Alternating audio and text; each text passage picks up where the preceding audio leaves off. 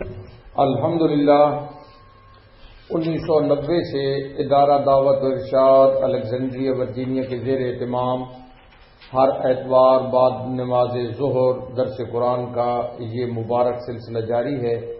آج مورخہ نومبر 18 2012 کا یہ درس قرآن سورت انفال کی آیت نمبر 67 سے شروع ہو رہا ہے۔ اعوذ باللہ من الشیطان الرجیم، بسم اللہ الرحمن الرحیم۔ ما کان لنبی ان یکون له اسرى حتی یسخن فی الارض تريدون عرض الدنيا والله يريد الآخرة والله عزيز حكيم لولا كتاب من الله سبق لمسكم فيما أخذتم عذاب عظيم فكلوا مما غنمتم حلالا طيبا واتقوا الله إن الله غفور رحيم۔ يا أيها النبي قل لمن في أيديكم من الأسرى إن يعلم الله في قلوبكم خيرا يؤتكم خيرا مما أخذ منكم ويغفر لكم والله غفور رحيم۔ وإن يريدوا خيانتك فقد خانوا الله من قبل فأمكن منهم والله عليم حكيم۔ إن الذين آمنوا وهاجروا وجاهدوا بأموالهم وأنفسهم في سبيل الله والذين أووا ونصروا أولئك بعضهم أولياء بعض والذين آمنوا ولم يهاجروا ما لكم من ولايتهم من شيء حتى يهاجروا وإن استنصروكم في الدين فعليكم النصر إلا على قوم بينكم وبينهم ميثاق والله بما تعملون بصير۔ والذين كفروا بعضهم أولياء بعض إلا تفعلوه تكن فتنة في الأرض وفساد كبير۔ والذين آمنوا وهاجروا وجاهدوا في سبيل الله والذين أووا ونصروا أولئك هم المؤمنون حقا لهم مغفرة ورزق کریم۔ والذین آمنوا من بعد وهاجروا وجاهدوا معكم فأولئك منكم وأولو الأرحام بعضهم إلى بعض في كتاب الله إن الله بكل شيء عليم. صدق اللہ العظیم. ترجمہ.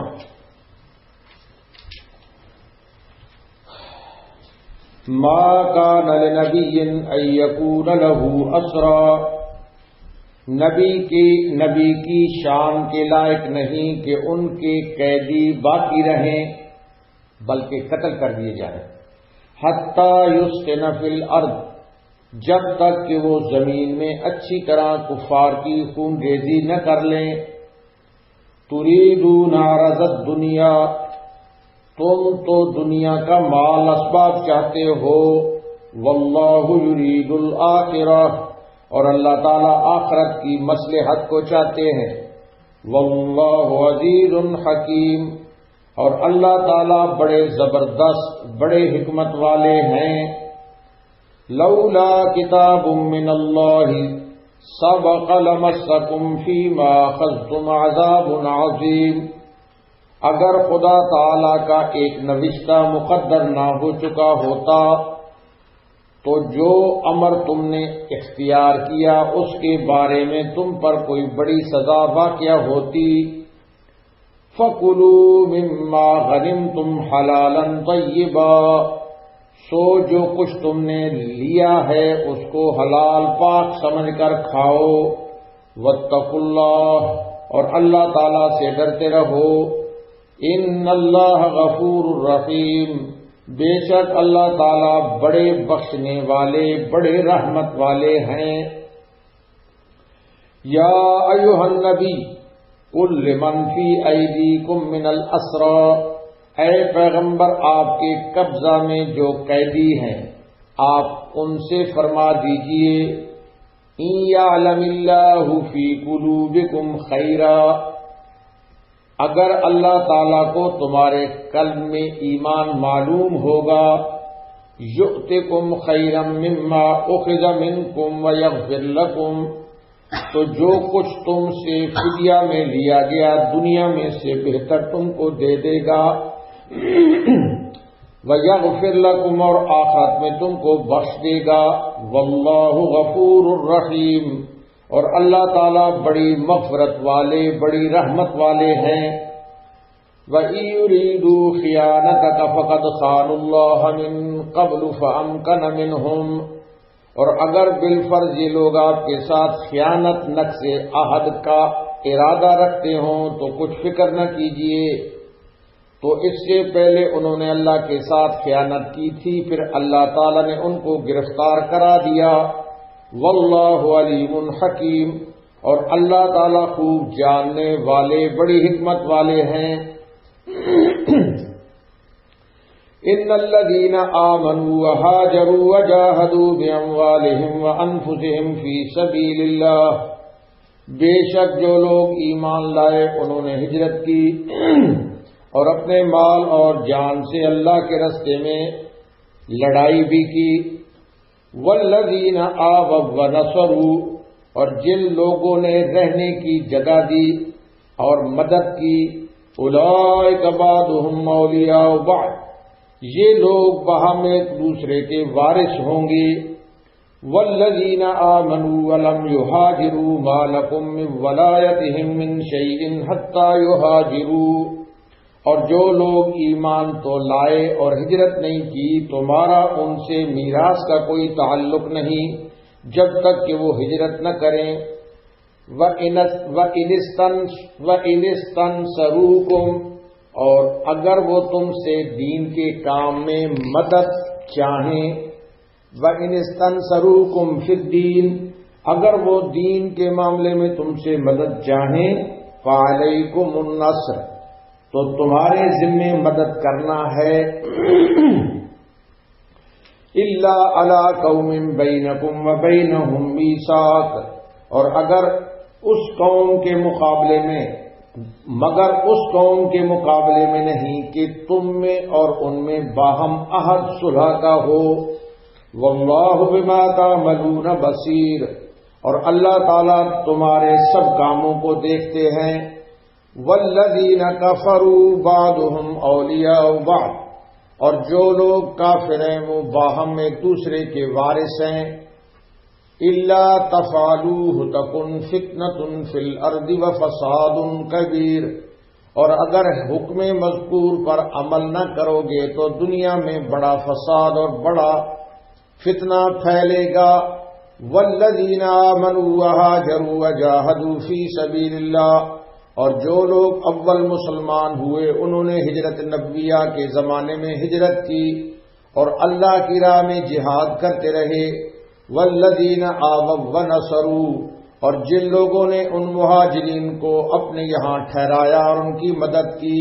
اولئک هم المؤمنون حقا، یہ لوگ ایمان کا پورا حق ادا کرنے والے ہیں. لہم مغفرت ورزق کریم، اور ان کے لیے آخرت میں بڑی مغفرت اور جنت میں بڑی معزز روزی ہے. والذین آمنوا من بعد وہاجروا وجاہدوا معکم فاولئک منکم، اور جو لوگ ہجرت نبویہ کے بعد کے زمانے میں ایمان لائے اور ہجرت کی اور تمہارے ساتھ جہاد کیا، فاولئک منکم، سو یہ لوگوں کو فضیلت میں تمہارے، سو یہ لوگ گو فضیلت میں تمہارے برابر نہیں لیکن تاہم وہ تمہارے ہی شمار ہیں. وَأُولُو الْأَرْحَامِ بَعْضُهُمْ أَوْلَىٰ بِبَعْضٍ وَأُولُو الْأَرْحَامِ بَعْضُهُمْ أَوْلَىٰ بِبَعْضٍ، اور جو لوگ رشتہ دار ہیں کتاب اللہ میں ایک دوسرے کے میراث کے زیادہ حقدار ہیں فی کتاب اللہ. ان اللہ بکل شیء علیم، بے شک اللہ تعالی ہر چیز کو خوب جاننے والے ہیں.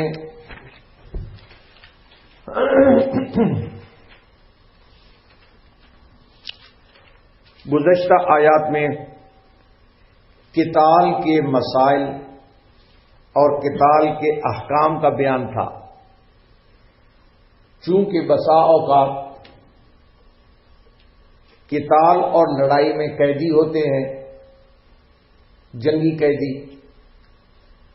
اس لیے اب اسیران جنگی قیدی، وار پرزنر، جنگی قیدی، اور خاص کر اسیران بدر کے اللہ پاک اب احکامات بیان فرماتے ہیں. شان نزول ان آیات کا یہ ہے، پہلی آیت کا، پہلی آیت کا شان نزول یہ ہے کہ جنگ بدر میں 70 کافر قید ہو کر آئے تو ان کے متعلق جناب رسول اللہ صلی اللہ علیہ وسلم نے صحابہ کرام سے مشورہ کیا کہ ان کے ساتھ کیا سلوک کرنا چاہیے.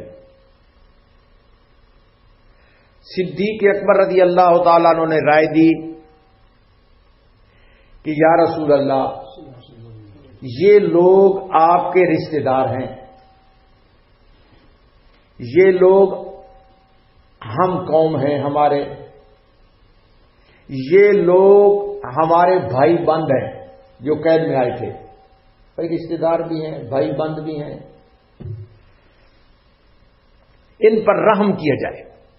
حضرت صدیق اکبر رضی اللہ تعالیٰ عنہ نے رائے دی کہ یہ جو قیدی ہیں یہ رشتہ دار بھی ہیں، بھائی بند بھی ہیں، تو ان کے اوپر کیا کیا جائے؟ ان کے اوپر رحم کیا جائے اور فدیہ لے کر ان کی جان بخشی کر دی جائے. کچھ مال لے کر فدیہ ان سے ان کی جان بخشی کر دی جائے. اور یہ آج یہ لوگ جو قیدی ہیں اپنی استطاعت کے موافق فدیہ دے کر اپنی جان بخشی کرا سکتے ہیں. یہ لوگ اب تو اپنی جان بخشی کرا سکتے ہیں. شاید پھر کوئی دن آئے کہ یہ لوگ ہدایت کے اوپر بھی آ جائیں، شاید کہ پھر کوئی ایسا دن بھی آ جائے کہ یہ لوگ کس کے اوپر آ جائیں؟ ہدایت کے اوپر بھی آ جائیں، جس سے مسلمانوں کے عدد میں اور مسلمانوں کی مدد میں زیادتی ہو جائے گی، کہ مسلمانوں کا عدد بھی بڑھ جائے گا جب مسلمان ہو جائیں گے. فدیہ جب دے دیں گے تو مسلمانوں کی مدد میں بھی زیادتی ہو جائے گی، اور اس وقت جو فدیہ میں مال ملے گا ان سے، جو فدیہ میں مال، اس سے کفار سے آئندہ جنگ میں ہم کو قوت حاصل ہوگی۔ یہ رائے تھی حضرت صدیق اکبر رضی اللہ تعالیٰ عنہ کی۔ حضرت فاروق اعظم رضی اللہ تعالیٰ عنہ کی رائے اور تھی۔ حضرت فاروق اعظم رضی اللہ تعالیٰ عنہ نے عرض کیا، کیونکہ حضور صلی اللہ علیہ وسلم نے رائے پوچھی نا کہ ان جنگی قیدیوں کے متعلق کیا کیا جائے، تو حضرت فاروق اعظم رضی اللہ تعالیٰ عنہ نے عرض کیا، یا رسول اللہ، یہ لوگ کافروں کے پیشوا ہیں۔ فرمانے لگے کہ یہ لوگ کافروں کے لیڈر ہیں، کافروں کے پیشوا ہیں اور سردار ہیں، آپ ہم کو ان سب کی گردنیں مارنے کی اجازت دے دیں کہ ہم ان کی گردنیں اڑا دیں، ہم ان کی کیا کر دیں، گردنیں اڑا دیں، ان کی گردنیں مار دیں۔ یہ حضرت عمر رضی اللہ تعالیٰ عنہ کی رائے تھی، اور حضرت سعد ابن معاذ کی بھی رائے یہی تھی۔ حضرت عمر کے ساتھ حضرت سعد کی بھی رائے یہی تھی۔ جناب نبی کریم صلی اللہ علیہ وسلم نے جب دو رائے ہو گئی تو حضور اکرم صلی اللہ علیہ وسلم نے بوجہ رحم دلی کی، حضور اکرم صلی اللہ علیہ وسلم تو رحم دل، تو بوجہ آپ صلی اللہ علیہ وسلم نے رحم دلی کے حضرت ابو بکر صدیق کی رائے کو پسند کیا اور ان قیدیوں سے، اسیران جنگ سے فدیہ لے کر چھوڑ دیا۔ اس پر یہ آیت نازل ہوئی ہے جس میں فدیہ لینے کے اوپر عتاب آیا ہے۔ وہ جو ان سے فدیہ مال میں لیا گیا اس سے عتاب، وارننگ، دھمکی، اللہ پاک کی طرف سے عتاب آیا کہ نبی کے لیے مناسب نہیں۔ اللہ پاک فرماتے ہیں نبی کے لیے مناسب نہیں کہ کفار کو فدیہ لے کر چھوڑ دے۔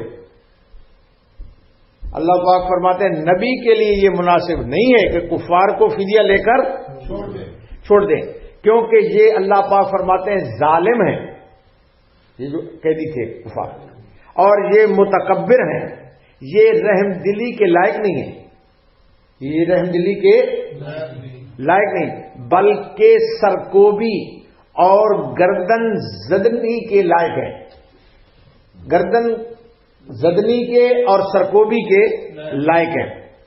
بہتر یہی ہے کہ ان کو قتل کیا جائے تاکہ کفر کی کمر ٹوٹ جائے، تاکہ کفر کی کیا کمر ٹوٹ جائے۔ حاصل یہ، خلاصہ یہ ہے ساری بات کا کہ اے مسلمانوں، اس خان کے بعد یہ اللہ پاک فرماتے ہیں حتی یسخن فی الارض، اس خان کے بعد، اس خان کہتے ہیں خون ریزی، اس خان کس کو بولتے ہیں؟ اللہ پاک فرماتے ہیں کہ اے مسلمانوں، اس خان کے بعد خوب کفر کو ذلیل اور خوار ہونے کے بعد تو تم کو من اور تم کو فدا کا اختیار ہے، یعنی خوب اس خان کے بعد، خون ریزی کے بعد تو تم کو جنگی قیدیوں سے فدیہ لینے کا اختیار ہے، لیکن اس سے پہلے نہیں ہے۔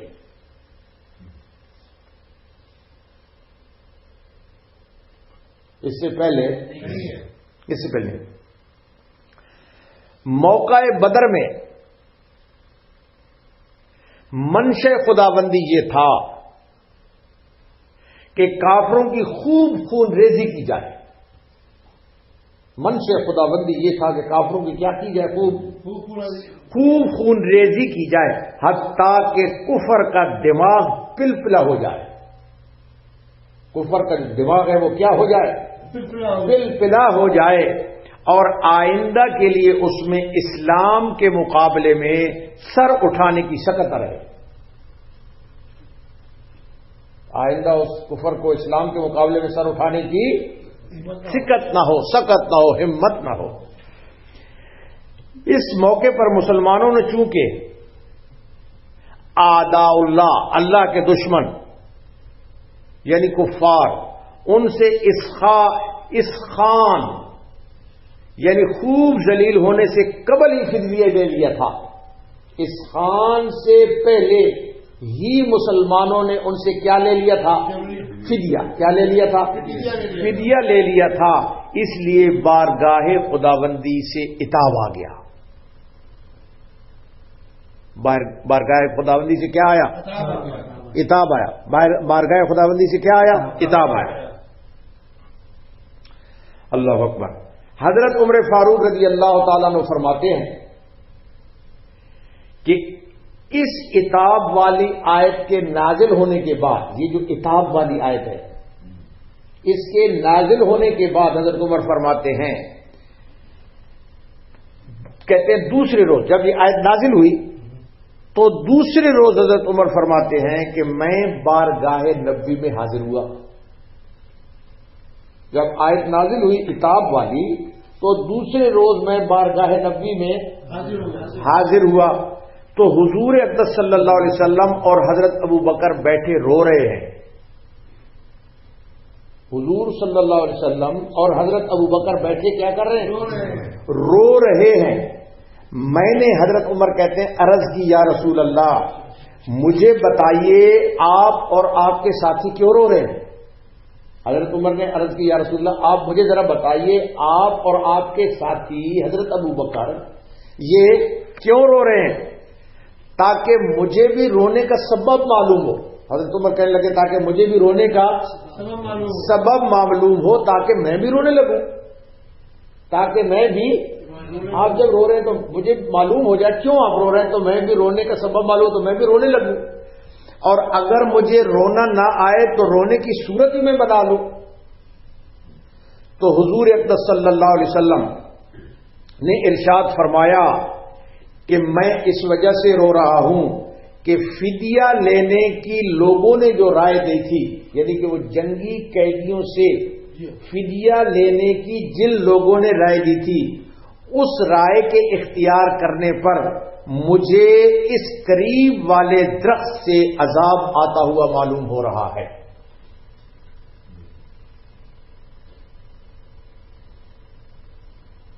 جن لوگوں نے فدیہ لینے والی رائے دی تھی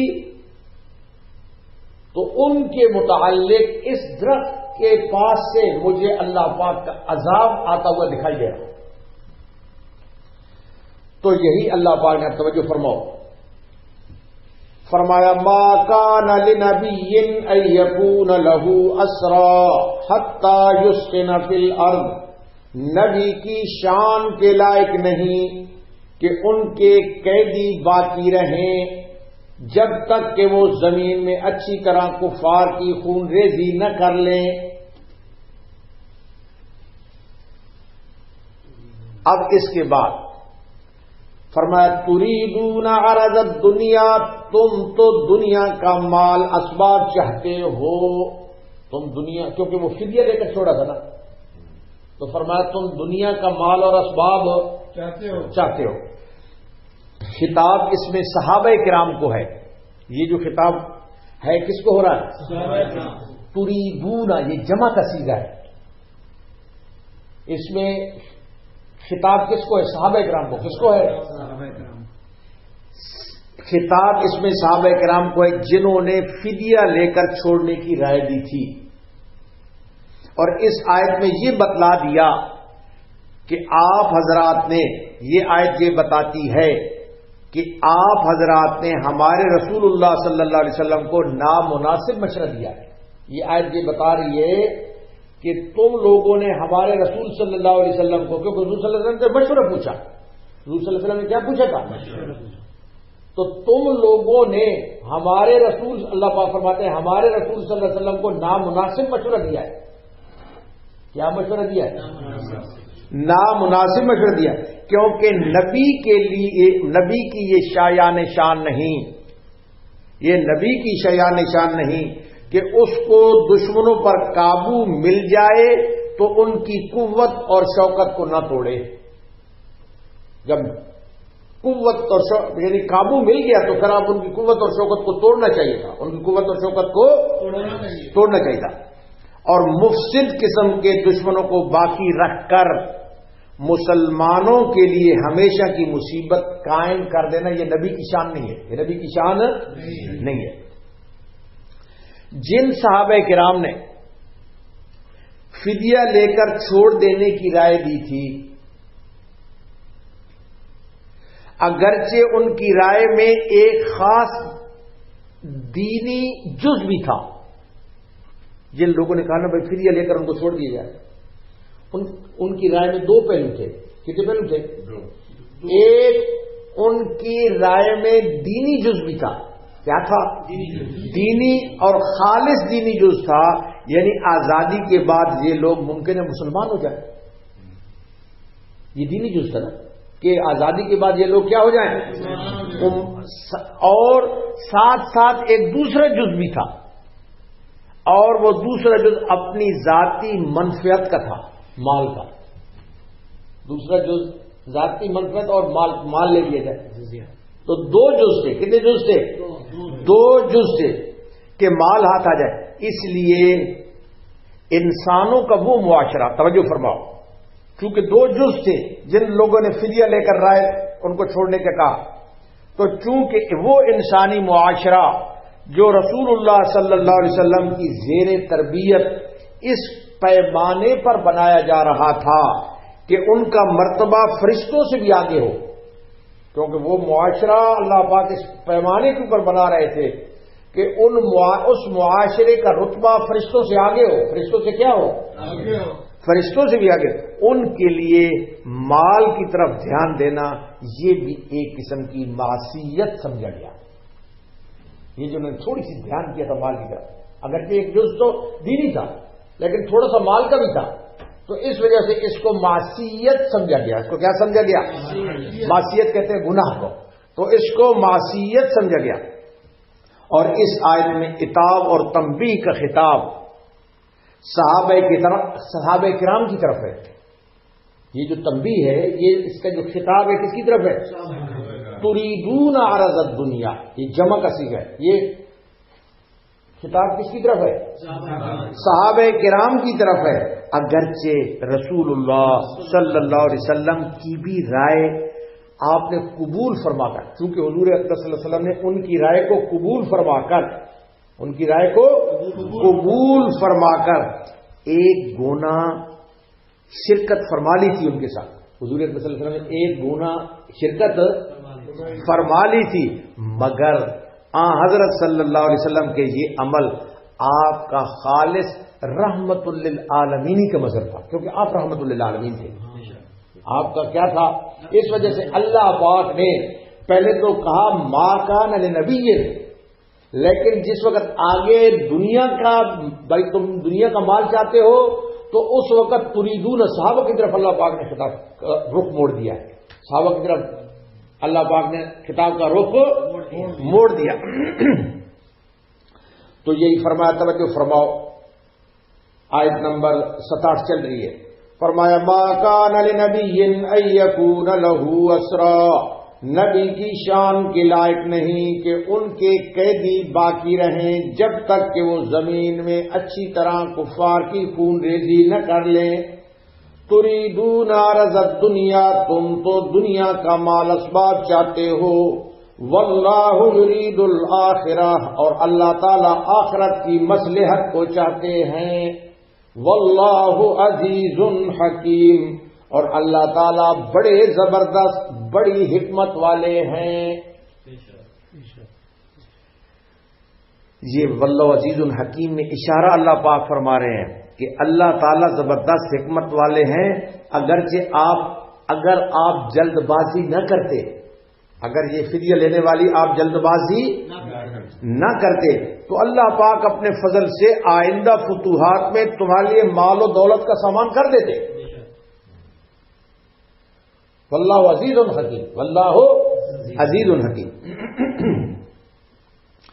اب اس کے بعد آیت نمبر 68 فرمایا لولا کتاب من اللہ سبق لمسکم فیما اخذتم عذاب نذیر، اگر خدا تعالی کا ایک نوشتہ مقدر نہ ہو چکا ہوتا تو جو امر تم نے اختیار کیا ہے اس کے بارے میں تم پر کوئی بڑی سزا واقع ہوتی، اگر اللہ کا نوشتہ مقدر نہ ہوتا تو یہ جو فدیہ دیا ہے اس کے بدلے میں اللہ پاک کی کوئی بڑی سزا تمہارے اوپر واقع ہو جاتی، اللہ تعالیٰ کی بڑی سزا تمہارے اوپر واقع ہوتی۔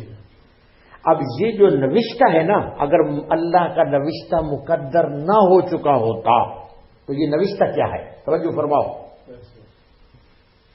جی، یہ نوشتہ، اس کے متعلق مفسرین نے علیحدہ علیحدہ اپنی مفسرین کی رائے ہے۔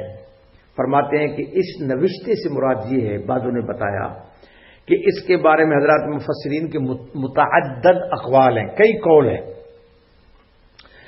پہلا قول یہ ہے کہ اللہ جل شانہ نے الکتاب میں یہ لکھ دیا ہے، اللہ جل شانہ نے الکتاب میں لکھ دیا ہے کہ مال غنیمت امت مسلمہ کے لیے حلال ہے، مال غنیمت امت مسلمہ کے لیے حلال ہے، جس میں قیدیوں سے فدیہ لینا بھی شامل ہے، جس میں قیدیوں سے فدیہ لینا بھی مال غنیمت میں کیا ہے؟ شامل ہے۔ تو یہ اس چیز نے، یعنی چونکہ الکتاب میں یہ بات لکھی ہوئی ہے، اس چیز نے اللہ پاک کے عذاب کو روک دیا، اس چیز نے اللہ پاک کے عذاب کو روک دیا۔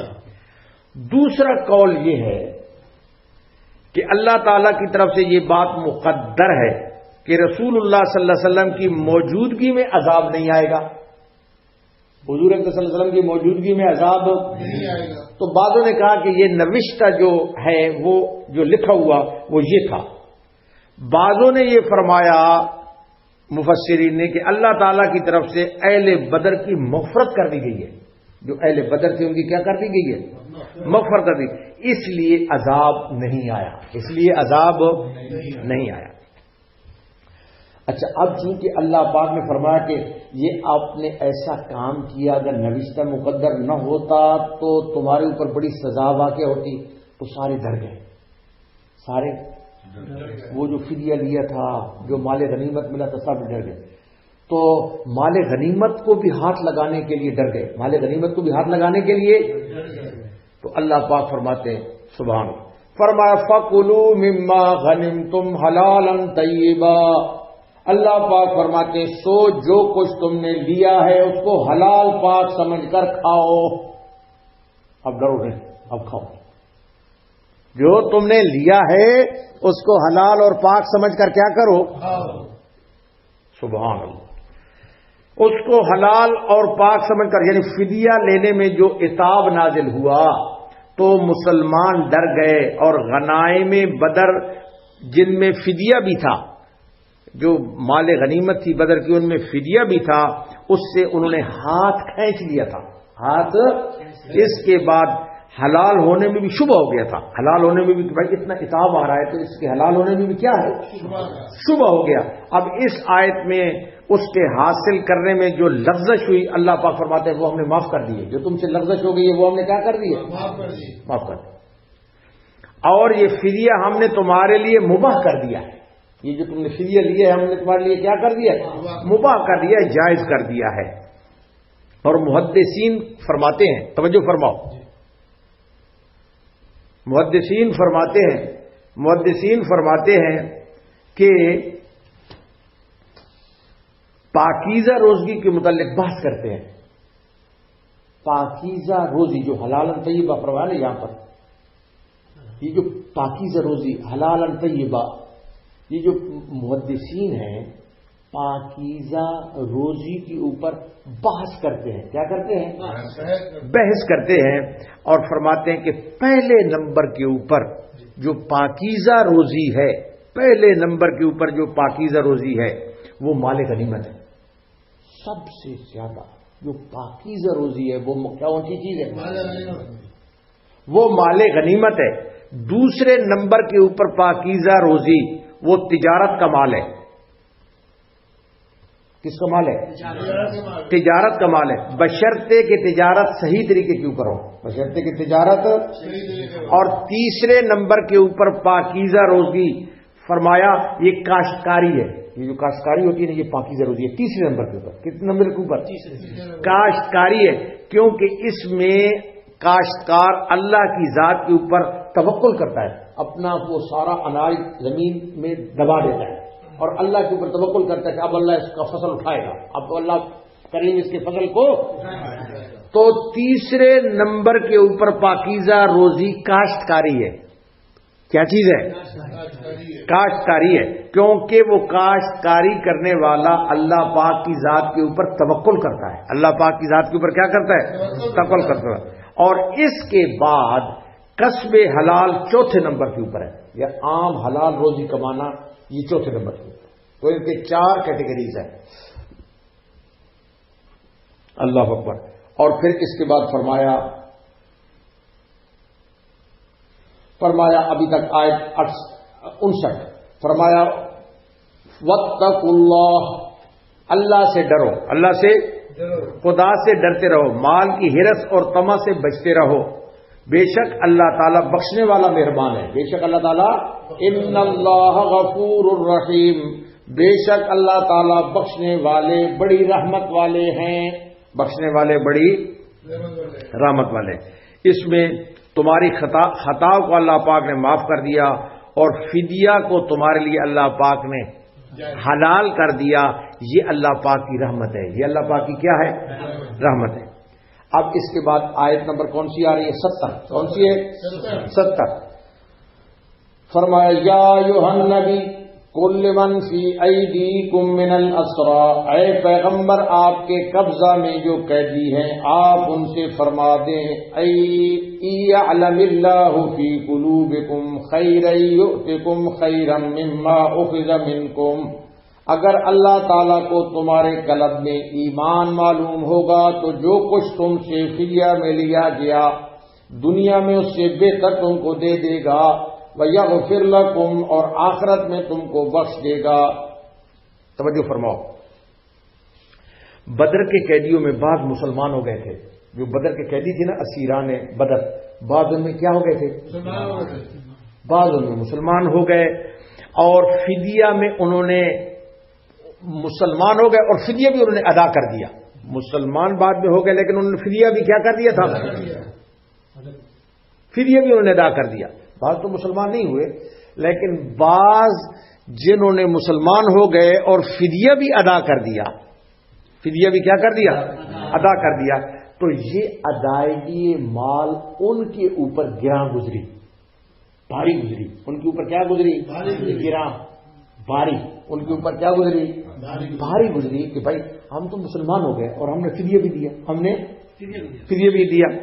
تو وہ کچھ دل برداشتہ ہوئے. وہ کیا ہوئے؟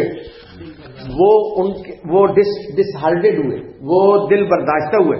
اس پر اللہ پاک نے یہ آیت نازل فرمائی، اس پر اللہ پاک نے یہ آیت نازل فرمائی. اور یہ آیت حضرت عباس رضی اللہ تعالیٰ عنہ کے بارے میں نازل ہوئی ہے. توجہ فرماؤ، یہ آیت کس کے بارے میں نازل ہوئی؟ حضرت عباس، حضور اکرم صلی اللہ علیہ وسلم کے چچا حضرت عباس رضی اللہ تعالیٰ عنہ کے بارے میں نازل. حضرت عباس سے جب فدیہ مانگا گیا، کیونکہ حضرت عباس بھی قیدیوں میں آ گئے تھے، حضرت عباس بھی جنگ بدر، اسیران بدر میں تھے. اسیران کس میں تھے؟ بدر میں تھے. تو حضرت عباس سے جب فدیہ مانگا گیا، کیا مانگا گیا؟ فدیہ مانگا. تو حضرت عباس نے کہا کہ میں تو بالکل غریب ہوں. کہنے لگے میں کیا ہوں؟ کہنے لگے میں تو بالکل غریب ہوں، میرے پاس کچھ نہیں ہے. حضرت عباس کہنے لگے میرے پاس کچھ نہیں ہے. حضور اکرم صلی اللہ علیہ وسلم نے ارشاد فرمایا، سبحان اللہ. حضور اکرم صلی اللہ علیہ وسلم نے چچا ہے نا حضور اکرم صلی اللہ علیہ وسلم کے. تو حضور اکرم صلی اللہ علیہ وسلم نے ارشاد فرمایا وہ سونا کہاں ہے؟ آپ نے ارشاد فرمایا وہ سونا کہاں ہے جو تم مکہ سے چلتے وقت رات کی تاریکی میں اپنی بیوی ام الفضل کو دے کر آئے تھے. آپ نے فرمایا وہ سونا کدھر ہے جو مکہ سے چلتے ہوئے جب تم ادھر آ رہے تھے تو تم اپنی بیوی کو رات کی تاریکی میں تم نے دیا تھا، اندھیرے میں اپنی بیوی ام الفضل کو دے کر آئے. چونکہ یہ ایک مخفی راز تھا. یہ کیا تھا؟ یہ تو ایک مخفی راز تھا. حضرت عباس یہ سن کر متعجب ہوئے. حضرت عباس یہ سن کر متعجب ہوئے اور کہنے لگے اے بھتیجے، کہنے لگے اے بھتیجے آپ کو یہ کیوں کر معلوم ہوا؟ اس سونے کے متعلق آپ کو، زور سے بولو، آپ کو یہ کیوں کر، آپ کو کیسے معلوم ہو گیا؟ آپ کو یہ کیوں کر معلوم ہوا؟ حضور اقدس صلی اللہ علیہ وسلم نے ارشاد فرمایا مجھ کو میرے پروردگار نے بتا دیا ہے، مجھ کو میرے پروردگار نے بتلا دیا ہے۔ یہ سن کر حضرت عباس کو یقین ہو گیا کہ آپ سچے نبی ہیں۔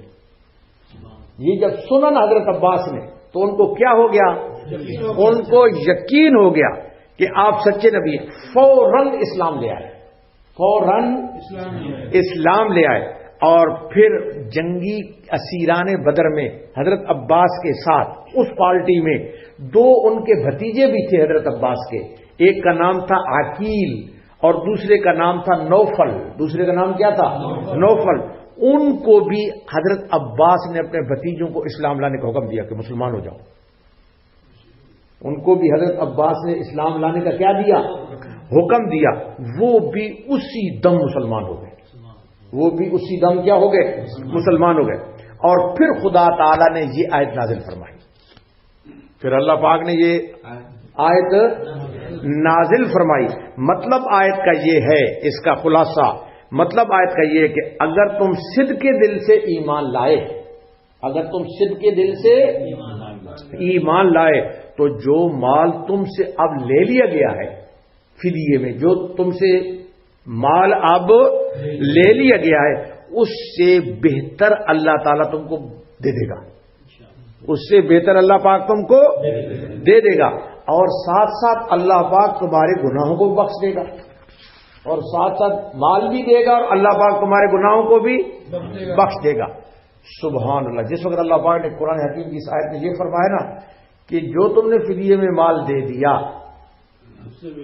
وہ مال بھی اللہ پاک دے گا اور گناہوں کو بخش دے گا۔ حضرت عباس کہتے ہیں اللہ تعالیٰ نے اس آیت میں مجھ سے دو وعدے کیے ہیں۔ کتنے وعدے کیے ہیں؟ دو وعدے کیے تھے۔ ایک تو یہ کہ جو مال مجھ سے لیا گیا تھا فدیے میں، جو مال مجھ سے فدیے میں لیا گیا تھا اس سے اللہ پاک فرماتے ہیں بہتر میں تجھ کو دوں گا۔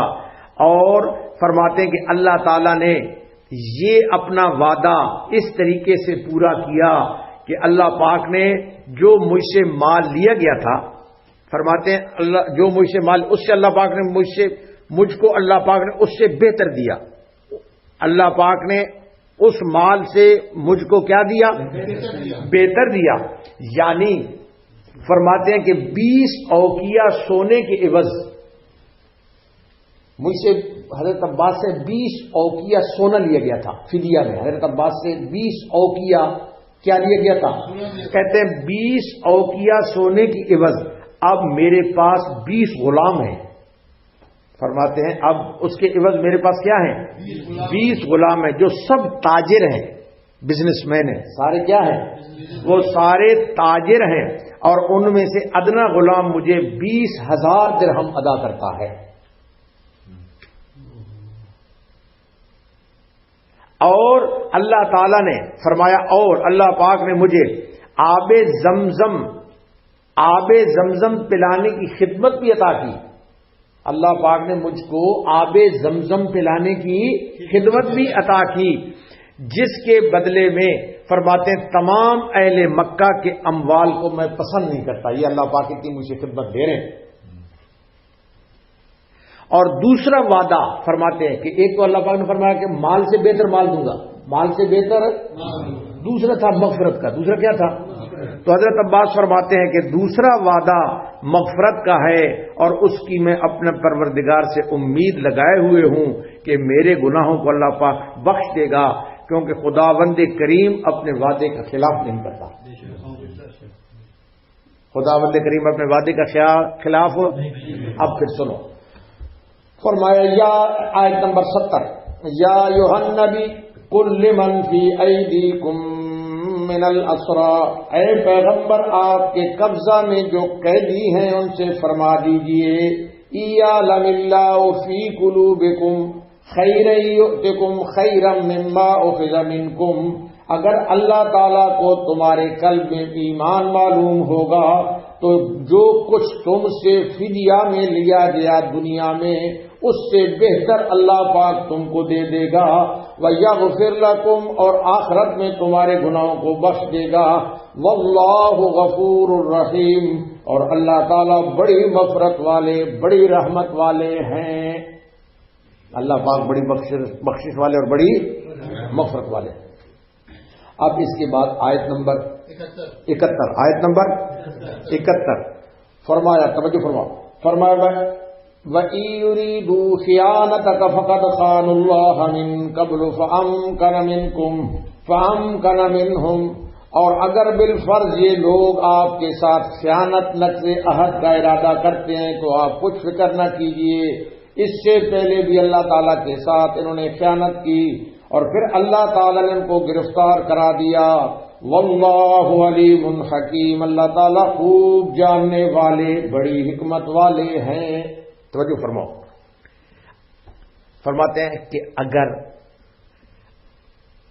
اللہ تعالیٰ ان قیدیوں کے دل میں کوئی، اگر ان قیدیوں کے دل میں کوئی شرارت ہے، وہ جو قیدی تھے نا، اور ان کے دل میں کیا ہے، کوئی شرارت ہے، اور یہ قیدی شرارت سے مسلمان ہوئے، کس سے مسلمان ہوئے؟ وہ جو قیدی ہیں یہ اگر یہ شرارت سے مسلمان ہو رہے ہیں، کس سے مسلمان ہو رہے ہیں؟ شرارت سے مسلمان ہو رہے ہیں، اور آپ کے ساتھ یہ خیانت کرنا چاہتے ہیں، اے پیغمبر آپ کے ساتھ یہ کیا کرنا چاہتے ہیں؟ خیانت کرنا چاہتے ہیں، تو آپ اس کی فکر نہ کریں، آپ اس کی فکر نہ کریں۔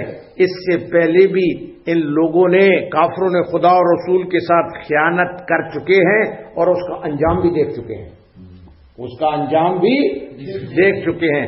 پھر اگر اسلام کے ساتھ انہوں نے خیانت کرنا چاہتے ہیں تو وہ کر لیں، پھر بھی اگر کرنا چاہتے ہیں تو کر لیں۔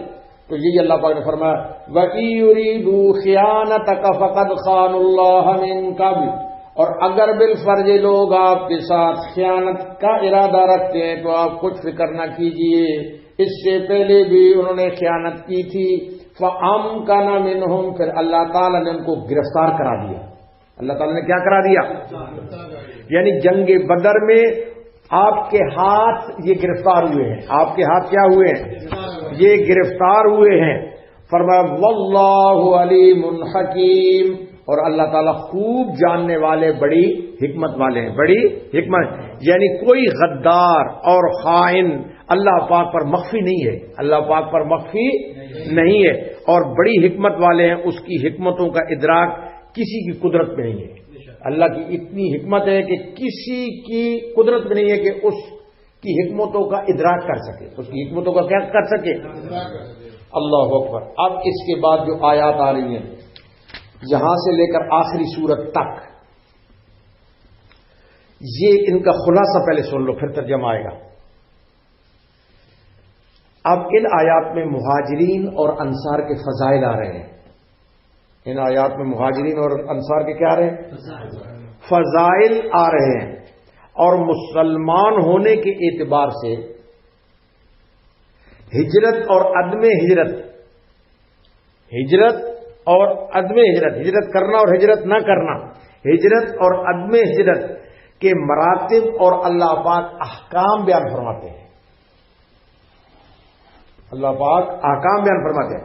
حکم شرعی یہ ہے، توجہ فرماؤ، حکم شرعی یہ ہے اگر کافروں سے مقابلہ اور مقاتلہ کی قدرت ہو، اگر کافروں سے مقابلے کی اور مقاتلے کی کیا ہو؟ قدرت ہو، تو مقاتلہ ہونا فرض ہے، تو مقاتلہ کرنا کیا ہے؟ فرض ہے۔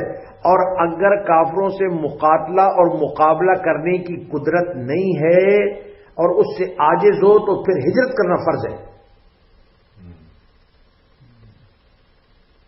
پھر ہجرت کرنا کیا ہے؟ پھر ہجرت کرنا فرض ہے۔ اس لیے اب ان آیات میں ہجرت اور نصرت کے احکامات اللہ پاک بیان فرماتے ہیں۔ دیکھو جوڑ لگ گیا نا، پہلے مقابلہ تھا، پھر اس کے بعد ہجرت، تو جوڑ لگ گیا نا۔ ہاں،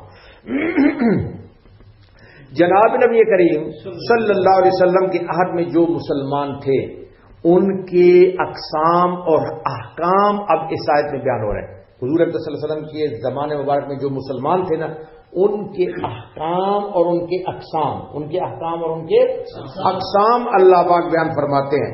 سو اس زمانے میں مسلمان 4 قسم کے تھے. حضور اکرم صلی اللہ علیہ وسلم کے زمانے مبارک میں مسلمان کتنی قسم کے تھے؟ 4 قسم کے تھے. نمبر 1، توجہ کے ساتھ سنتے جاؤ کیونکہ یہ پوری جو آیات ہیں ان کا خلاصہ آ رہا ہے، پھر اس کے بعد میں ترجمہ پڑھ دوں گا. اس وقت حضور اکرم صلی اللہ علیہ وسلم کے زمانے مبارک میں جو مسلمان تھے کتنی قسم کے تھے؟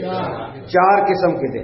اول مہاجرین، اولین، مہاجرین اولین، بولو مہاجرین اولین، جنہوں نے دین اسلام کی خاطر اپنا کنبہ اور وطن چھوڑا، اور اسلام کی خاطر جنہوں نے تمام تکلیفیں برداشت کی، یہ تھے مہاجرین اولین. مہاجرین پہلی قسم. دوسری قسم مسلمانوں کی حضور اکرم صلی اللہ علیہ وسلم کے زمانہ مبارک میں قسم تھی انصار کی. دوسری قسم کون سی تھی؟ انصار، جنہوں نے مہاجرین کو ٹھکانہ دیا، جنہوں نے مہاجرین کو ٹھکانہ دیا اور جان و مال سے مہاجرین کی مدد کی، اور ان کے ساتھ ہو کر اسلام کے دشمنوں سے لڑے، ان کے ساتھ ہو کر اسلام کے دشمنوں سے لڑے. ان دونوں قسموں کا حکم اللہ پاک بیان فرماتے ہیں. ان دونوں قسموں کا حکم اللہ پاک یوں بیان فرماتے ہیں اولئک بعضهم اولیاء بعض، یہ لوگ باہم ایک دوسرے کے وارث ہوں گے. یہ لوگ یعنی مہاجر اولین اور انصار ایک دوسرے کے وارث ہوں گے. ایک دوسرے کے کیا ہوں گے؟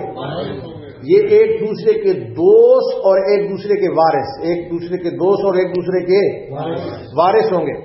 ایک دوسرے کے دوست اور ایک دوسرے کے کیا ہوں گے؟ وارث ہوں گے. پہلا گروہ مہاجرین سابقین کا ہے، پہلا گروہ مہاجرین سابقین کا ہے، اور دوسرا گروہ انصار سابقین کا ہے. انصار سابقین کا ہے. ان دونوں گروہوں میں جناب نبی کریم صلی اللہ علیہ وسلم نے بھائی چارہ قائم کر دیا تھا. کیا کر دیا تھا؟ دونوں گروہوں میں بھائی چارہ. انہوں نے حضور صلی اللہ علیہ وسلم نے دونوں گروہوں میں مہاجرین اور انصار میں کیا قائم فرما دیا تھا؟ بھائی چارہ قائم کر دیا تھا، اور ایک دوسرے کے ان کو وارث بنا دیا تھا. کیا بنا دیا تھا؟ ان کو وارث بنا دیا تھا.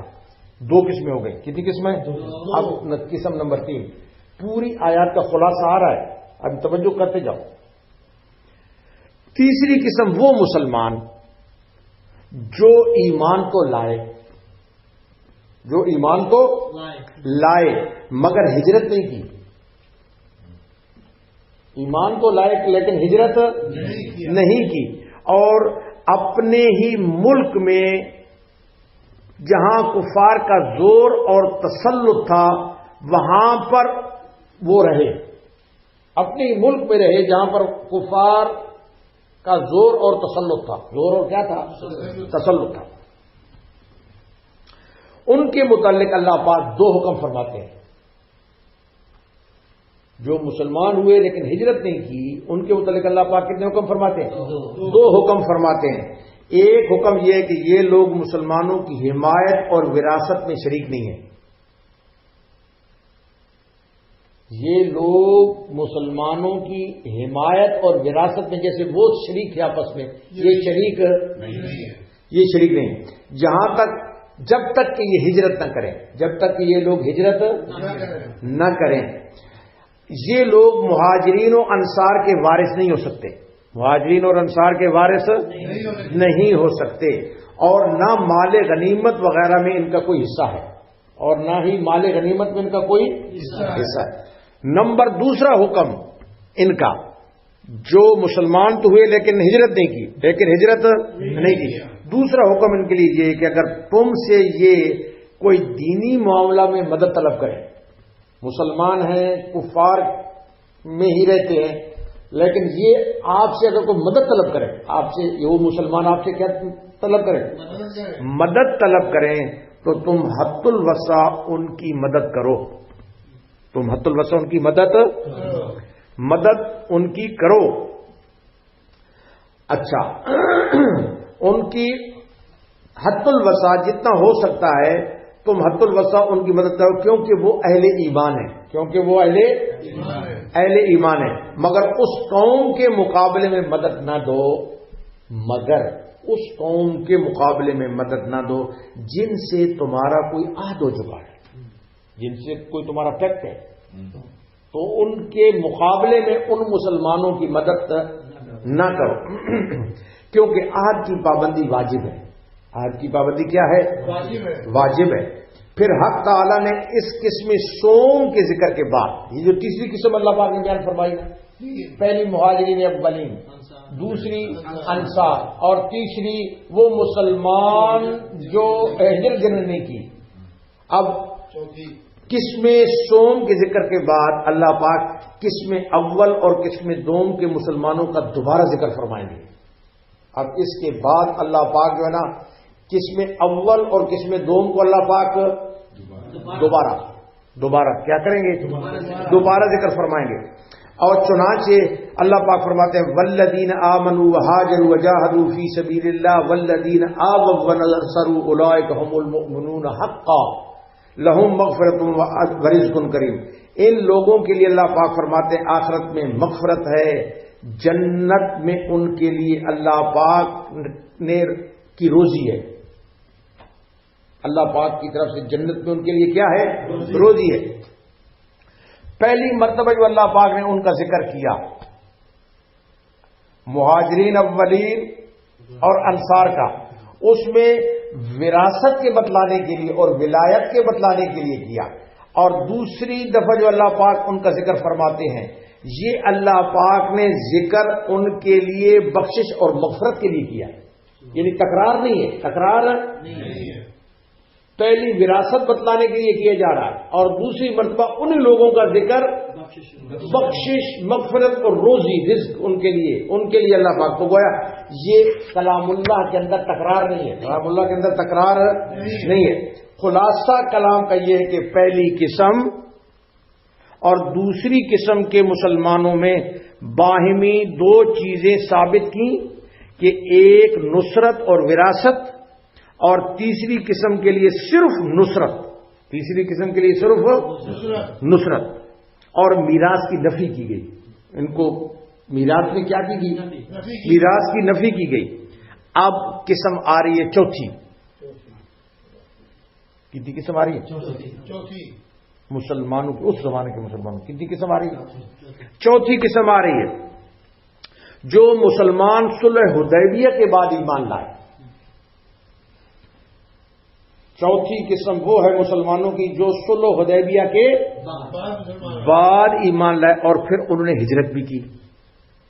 جب صلح حدیبیہ ہو گیا اس کے بعد مسلمان ہوئے اور پھر ہجرت بھی کی ہے، پھر ہجرت بھی کی ہے، اور جناب نبی کریم صلی اللہ علیہ وسلم کے پاس پہنچ گئے، ہجرت کر کے جناب نبی کریم صلی اللہ علیہ وسلم کے پاس پہنچ گئے۔ یہ لوگ باعتبار احکام مہاجرین اولین کی برادری میں منسلک ہیں، صلح حدیبیہ کے بعد والے۔ یہ لوگ مہاجرین اولین کی برادری میں، مہاجرین اولین کی برادری میں کیا ہے؟ منسلک، کیا ہے؟ منسلک ہیں، اگرچہ ہجرت کے تقدم اور تاخر کی وجہ سے ان کا مرتبہ تو ان سے کم ہے کیونکہ انہوں نے پہلی ہجرت کی ہے۔ ہجرت کے تقدم اور تاخر کی وجہ سے مرتبہ تو ان صلح حدیبیہ والوں کا ان سے کم ہے، ان سے کیا ہے؟ ان سے کم ہے، مگر دینی نصرت اور حمایت کے اعتبار سے سب کا حکم ایک ہے، سب کا حکم ایک ہے۔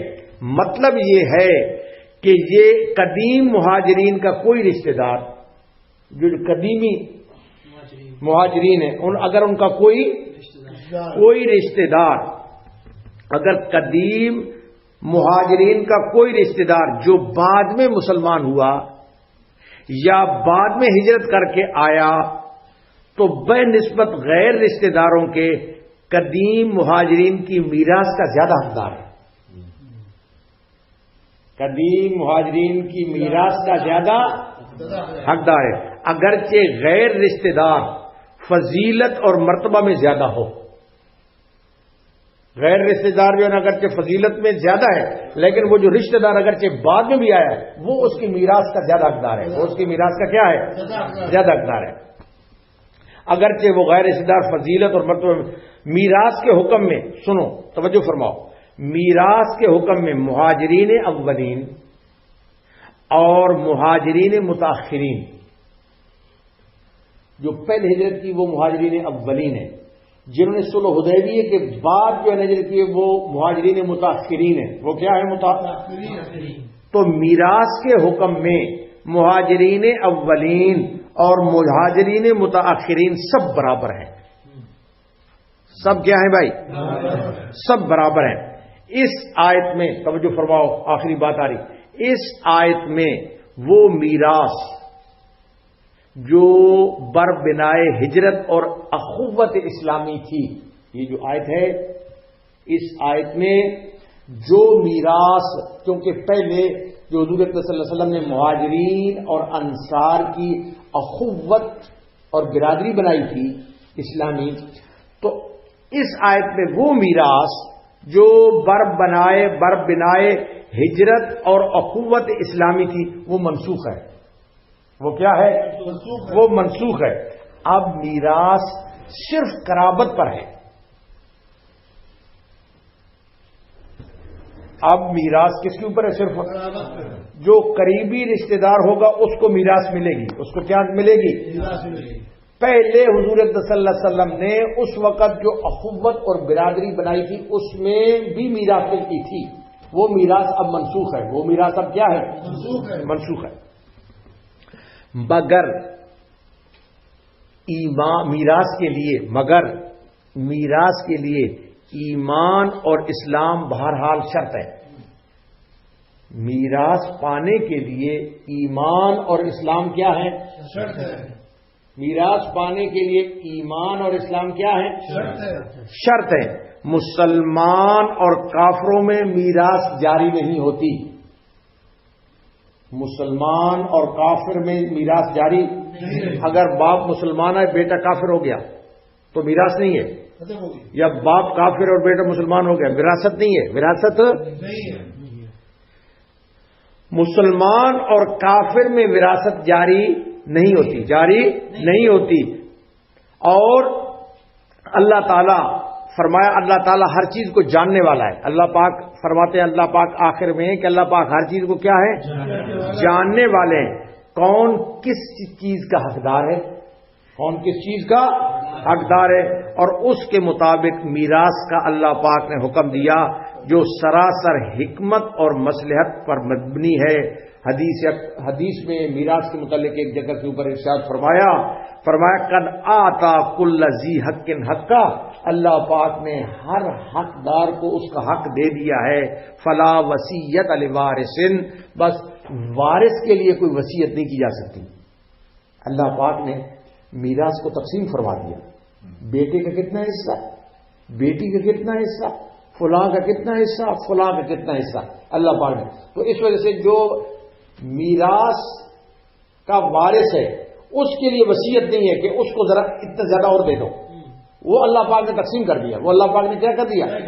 تو یہی فرمایا قد آتا کل ذی حق حقہ، اللہ پاک نے ہر حق والے کا حق ادا کر دیا۔ فلا وصیت لوارث، تو وارث کے لیے وصیت نہیں ہے۔ وارث کے لیے جس کو وراثت کے اندر کوئی چیز مل رہی ہے آٹومیٹک، اس کے لیے تھوڑی سی اور وصیت بھی کر دو، اس کے لیے وصیت نہیں ہے۔ اب یہ خلاصہ آیا گیا ہے سارا اس کا، 4 قسم کے جو مسلمان ہیں۔ اب اس کا ترجمہ سن لو اور اسی کے اوپر صورت ختم ہو جائے گی، ٹھیک ہے؟ تب توجہ فرماؤ۔ آیت نمبر کون سی ہے؟ 72۔ کون سی آیت نمبر؟ پہلی جو ہے نا وہ قسم کون سی تھی؟ مہاجرین اولین، مہاجرین اولین۔ اب وہ ذہن میں رکھو، فرمایا ان الذین آمنوا وہاجروا وجاہدوا باموالہم وانفسہم فی سبیل اللہ، بے شک جو لوگ ایمان لائے اور انہوں نے ہجرت کی اور اپنے مال اور جان سے اللہ کے راستے میں انہوں نے لڑائی کی، انہوں نے کیا کی؟ انہوں نے لڑائی کی، والذین آووا ونصروا، اور جن لوگوں نے ان کو رہنے کی جگہ دی، رہنے کی کیا دی؟ انصار آ گئے، کیا آ گئے؟ انصار آ گئے۔ اولئک بعضهم اولیاء بعض، یہ لوگ باہم ایک دوسرے کے وارث ہوں گے، یہ باہم ایک دوسرے کے کیا ہوں گے؟ تو اس وقت وراثت چلتی تھی مہاجرین اور انصار میں، کیا چلتی تھی؟ وراثت چلتی تھی۔ اب اس کے بعد والذین آمنوا ولم یہاجروا، توجہ ہے نا بھائی، والذین آمنوا ولم یہاجروا، اور جو لوگ ایمان تو لائے اور ہجرت نہیں کی، جو لوگ ایمان تو لائے لیکن ہجرت نہیں کی، ما لکم من ولایتہم من شیء حتی یہاجروا، تمہارا ان سے میراث کا کوئی تعلق نہیں ہے جب تک کہ وہ ہجرت نہ کریں، جب تک کہ وہ ہجرت وَإِنِ اسْتَنْصَرُوكُمْ، اور اگر وہ تم سے دین کے کام میں مدد مانگے، وَإِنِ اسْتَنْصَرُوكُمْ فِي الدِّينِ فَعَلَيْكُمُ النَّصْرُ، تو تمہارے ذمے مدد کرنا ہے، میراث تو نہیں ہے لیکن اگر دین میں مدد مانگے تو مدد کرنی ہے۔ ہاں، إِلَّا عَلَىٰ قَوْمٍ بَيْنَكُمْ وَبَيْنَهُمْ مِيثَاقٌ، مگر اس قوم کے مقابلے میں مدد نہیں ہے کہ جن میں تم میں اور ان میں باہم کوئی عہد صلح کا ہو چکا ہے، کوئی پیکٹ ہو چکا ہے، تو ان کے مقابلے میں تم اپنے ان مسلمانوں کی مدد نہیں کر سکتے۔ واللہ بما تعملون بصیر، اور اللہ تعالیٰ تمہارے سب کاموں کو دیکھتے ہیں، اللہ پاک تمہارے سب کاموں کو دیکھتے ہیں۔ والذین کفروا، اور جو لوگ کافر ہیں، جو لوگ کیا ہیں؟ کافر ہیں، بعضهم اولیاء بعض، یہ ایک دوسرے کے وارث ہیں، جو کافر ہیں یہ ایک دوسرے کے کیا ہیں؟ یہ ایک دوسرے کے وارث ہیں، کافر ایک دوسرے کے وارث ہیں۔ الا تفعلوه تکن فتنة فی الارض وفساد کبیر، اگر حکم مذکور پر عمل نہ کرو گے تو دنیا میں بڑا فساد پھیل جائے گا۔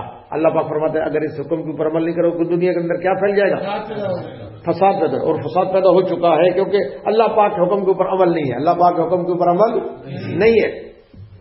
اور اب اس کے بعد دوبارہ اللہ پاک اسی حکم مہاجرین اولین اور انصار کا لوٹا رہے ہیں، توجہ فرماؤ نا، دوبارہ اللہ پاک ریپیٹ فرمائیں گے، لیکن پہلے جو ان کا اللہ پاک نے مہاجرین اولین اور انصار اولین کا ذکر کیا وہ میراث کے لیے کیا، اور ابھی جو اللہ پاک ان کا ذکر فرمائیں گے وہ بخشش اور مغفرت اور روزی کے لیے، بخشش اور مغفرت اور روزی کے لیے۔ سبحان اللہ، قرآن میں کیا اللہ پاک نے تو توجہ فرمایا والذین آمنوا وہاجروا وجاہدوا فی سبیل اللہ، جو لوگ اول مسلمان ہوئے اور انہوں نے ہجرت نبیہ کے زمانے میں ہجرت کی اور اللہ کی راہ میں جہاد کرتے رہے، والذین آووا ونصروا، اور جن لوگوں نے ان مہاجرین کو اپنے یہاں ٹھکانہ دیا اور ان کی مدد کی، اولئک هم المؤمنون حقا، یہ لوگ ایمان کا پورا حق ادا کرنے والے ہیں،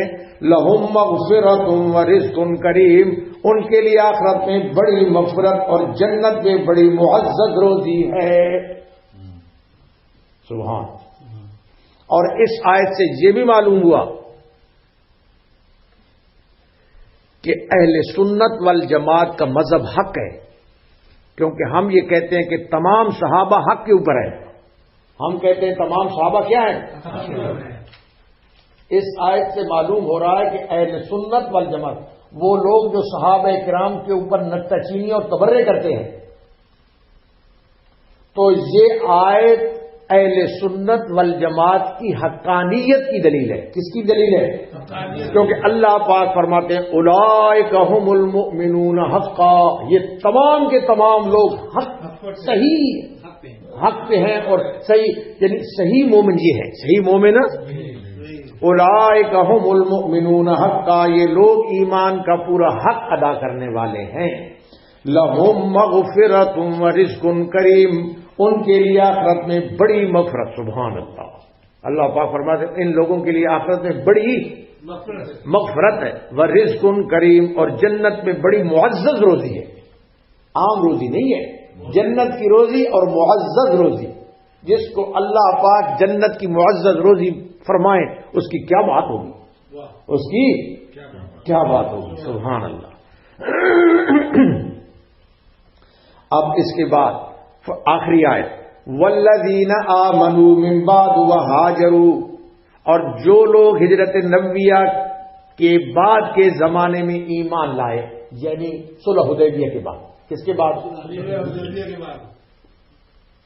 والذین آمنوا من بعد وہاجروا وجاہدوا، جو لوگ ہجرت نبویہ کے بعد کے زمانے میں ایمان لائے اور ہجرت کی، اور وجاہدوا معکم، اور تمہارے ساتھ جہاد کیا، اولئک منکم، یہ لوگ بھی فضیلت میں اگرچہ تمہارے برابر تو نہیں ہے، فرمایا اگرچہ یہ لوگ فضیلت میں تمہارے برابر تو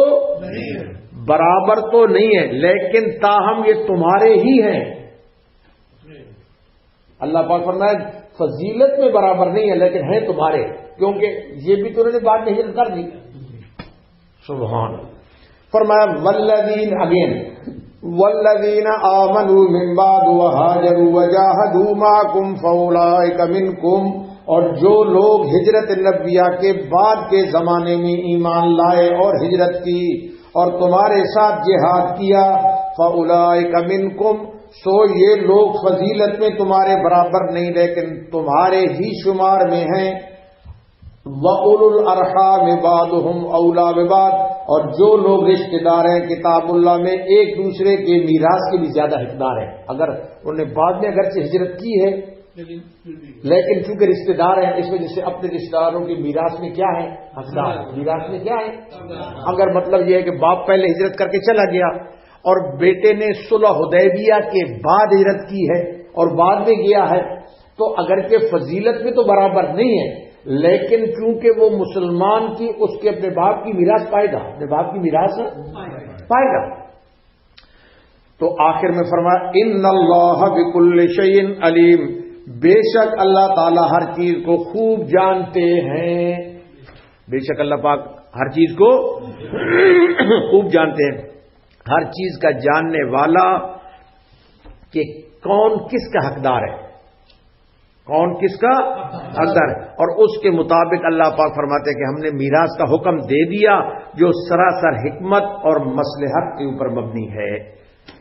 اے اللہ رب العالمین، جو کچھ ہم نے کہا اور سنا ہے وہ سب تیری توفیق سے، آج سورت ختم ہو رہی ہے، ہم دعا کرتے ہیں اے اللہ رب العالمین، جو کچھ ہم نے کہا اور آپ نے سنا وہ یا اللہ سب آپ کی توفیق سے، سب آپ کی توفیق سے ہوا، اس کی ہم قبولیت کی درخواست کرتے ہیں، یا اللہ ہم اس کی قبولیت کی درخواست کرتے ہیں، اور باقی قرآن پاک کی تفسیر کی تکمیل اور اس کی قبولیت کی بھی یا اللہ کریم ہماری دعا کی درخواست ہے کہ باقی جو تفسیر ہے اس کی بھی تکمیل کی ہم کو توفیق نصیب فرما۔ ربنا اتمم لنا نورنا واغفر لنا انك على كل شيء قدير ربنا تقبل منا انك انت السميع العليم وتب علينا انك انت التواب الرحيم آمين يا رب العالمين۔